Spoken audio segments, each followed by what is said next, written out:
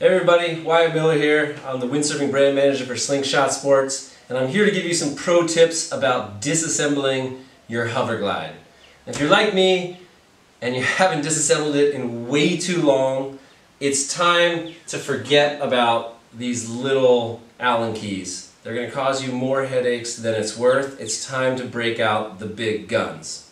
The big guns being A socket wrench with the correct sized Allen socket, and B, an impact driver, also with the correct size socket.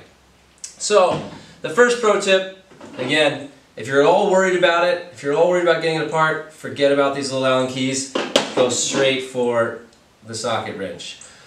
The ones you're going to have the most problem with, or the ones you're actually taking apart the most, are the fuse to mast bolts. And here goes a huge pro tip. You only have to get one of these bolts out. You don't have to get both of them. So usually I'll take my socket wrench and I'll just test to see which one is stuck and which one comes out the easiest. Whichever one comes out right away, I'll just pull it all the way out, or use my handy impact driver, pull it all the way out.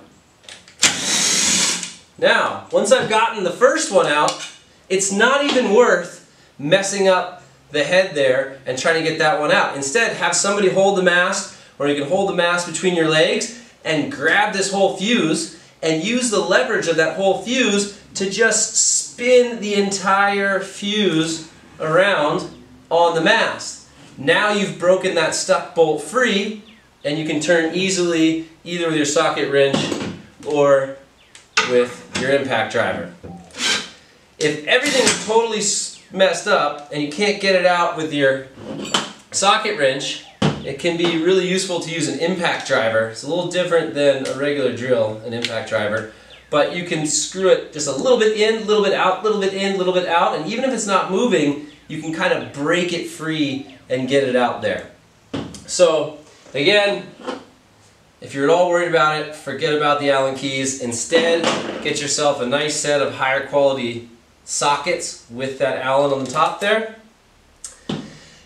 I don't recommend using the impact driver on the smaller M6 bolts like this set screw. It works fine on the M8s and the M10s, but these two small M6s here, or the one M6 set screw there, it's just too much power.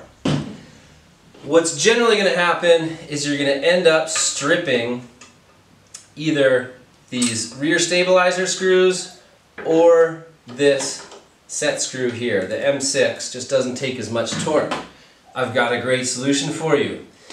You're going to get a set of T drivers. They're like the star driver, the star key that you see. And what you're going to want for that M6 is a T27 or a TT27. Looks just like that. It's a little star key.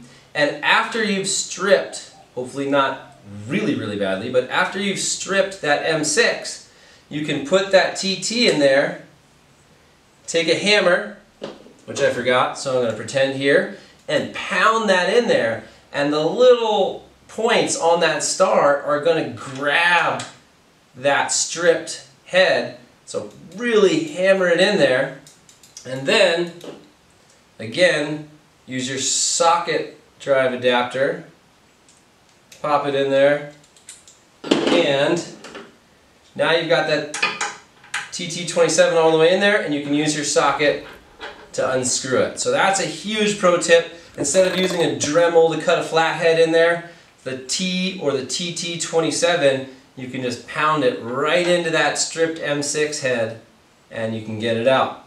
Just a couple pro tips, saved me tons of headaches. Thought I'd pass it on to you guys. Later.